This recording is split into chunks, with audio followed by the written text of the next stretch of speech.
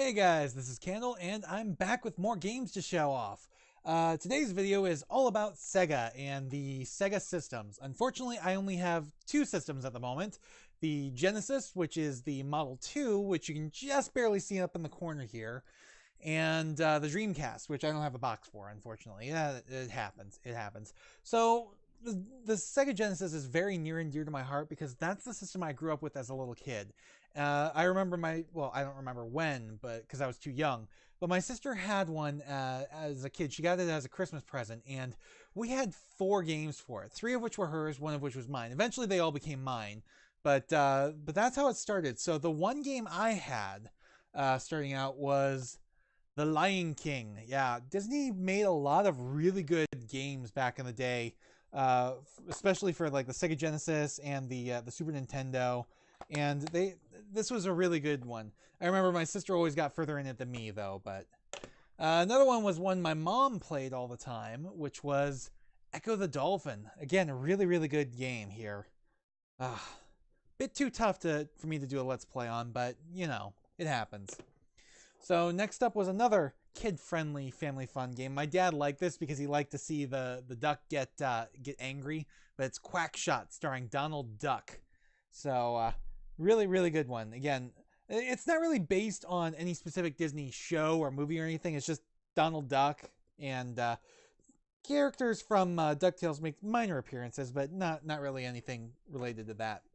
And then, of course, the last game I had as a kid was the one that came with the system itself. This is Sonic the Hedgehog, the original from 1991. So, very, very slow compared to later Sonic games, but still quite a fun game. I might do a Let's Play of that eventually. So later on, I ended up getting more games, and I had quite a few just cartridges, no boxes or anything, but my Sega Genesis died. It was Model 1 at the time, so that died, and I was eventually able to get my mom to buy me a Model 3. I think they were like $40 at the time at Toys R Us, and she bought me a Genesis Model 3, and then that eventually died, and I went without a Genesis for quite a while before buying that Model 2 up there a couple years ago. But among those games I had as a kid that I had just cartridges of, I had NBA Jam, which is a great basketball game. It's one of the few sports games I will willingly play. And I had Sonic 2, Sonic the Hedgehog 2. Again, now this is another not for resale one. This one actually came with that Model 2 that I bought there, which was a nice surprise for me because the other system I bought from these same people that had that was supposed to have a pack-in with it didn't. So that was my fault for not checking the package correctly. You know, when you buy used, especially stuff that's old, you want to make sure that you're getting everything that's supposed to be in there, or at least that you know what's supposed to be in there. And it's still nice to have that, but that was the extent of my Sonic the Hedgehog knowledge as a kid. So I ended up missing out on what is probably the best Sonic the Hedgehog game from the Sega Genesis, which was, of course, Sonic 3. Now, I don't have Sonic and Knuckles yet, unfortunately. It's a little bit harder to find those because, unlike most Genesis games, it didn't come in the plastic box. It came in the cardboard box, so it's a little bit harder to find a complete package for a good price. It's not too expensive, I don't think. I think it's only like $25, so it's not too bad. But still, it's really nice. Because the other thing about Sonic 3 and Sonic and Knuckles is that what they had originally planned for Sonic 3 ended up being too big for a single cartridge. So they decided to split the game in half, and then they used what was called brand new lock-on technology, basically where you could take the Sonic 3 cartridge, plug it into the top of the Sonic and Knuckles cartridge, and you'd be able to play the full thing that way. Either way, they were both playable on their own, and then what that also allowed you to do through the lock-on technology was Sonic and Knuckles also worked with other games, specifically Sonic games, to unlock certain things, like plugging Sonic 2 into Sonic and Knuckles allowed you to play through Sonic 2 as the new character Knuckles, whereas plugging like Sonic 1 or like Sonic 3D Blast or whatever into it just unlocked more special stages to play through. But beyond that, I also ended up getting Mortal Kombat! Yes, the classic game for the Genesis, which has the unlockable blood, which was not available in the Super Nintendo version thanks to Nintendo censorship. Then I only have 2 other Sega Genesis games. I don't know too much about these. I found them at a Goodwill along with Echo the Dolphin one day, so that's why I have them. I didn't actually go out looking for them or anything like that, but I have EA's LHX Attack Chopper, which is kind of like a helicopter sim type game. And then I have Gary Kitchen's Super Battle Tank War in the Gulf, which is kind of a tank combat game, a tank warfare game.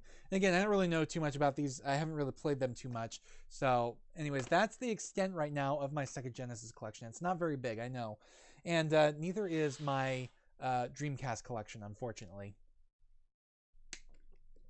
So the first Dreamcast game I ever got was actually given to me by a friend in college. This was back in 2007, so the Dreamcast unfortunately had already died.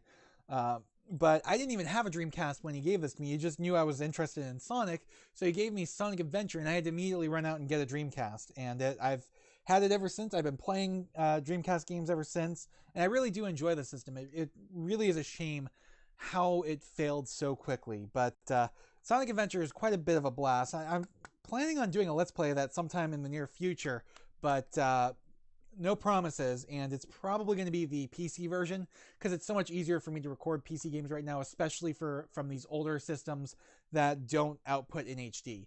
You can get modded systems, or you can the Dreamcast actually outputs in RGB, which you can use like upscalers and so on to make look really pretty. But the Dreamcast really does hold up really well.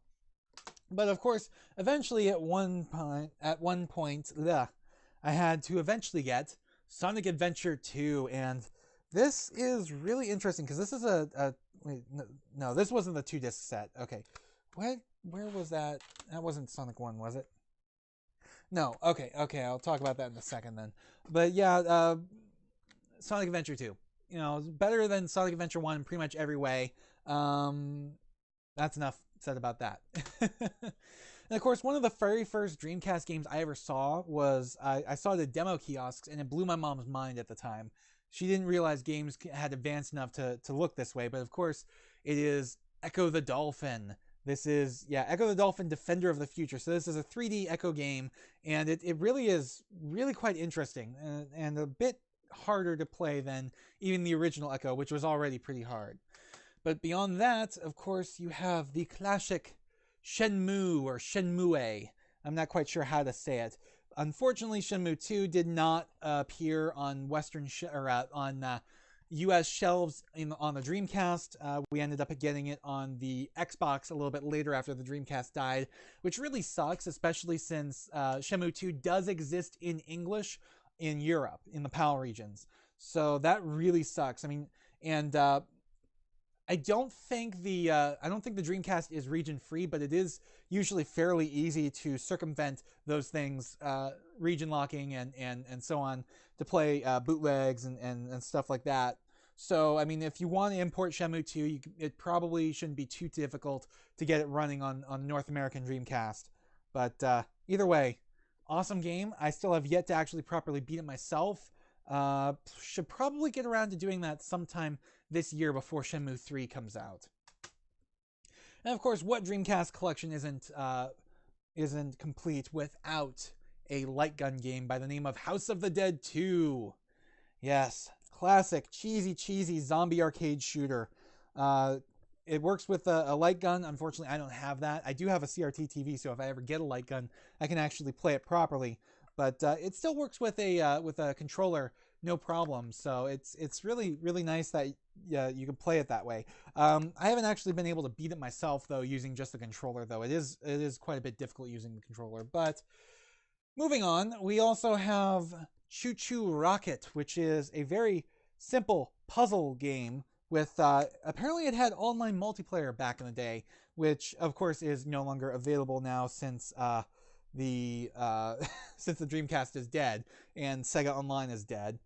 But really interesting here is there's a thing on here that says this was made in Macromedia Flash 3, which is really interesting to me, especially since Adobe Flash is still around. Same thing, Adobe eventually bought Macromedia, but I still thought that was really weird.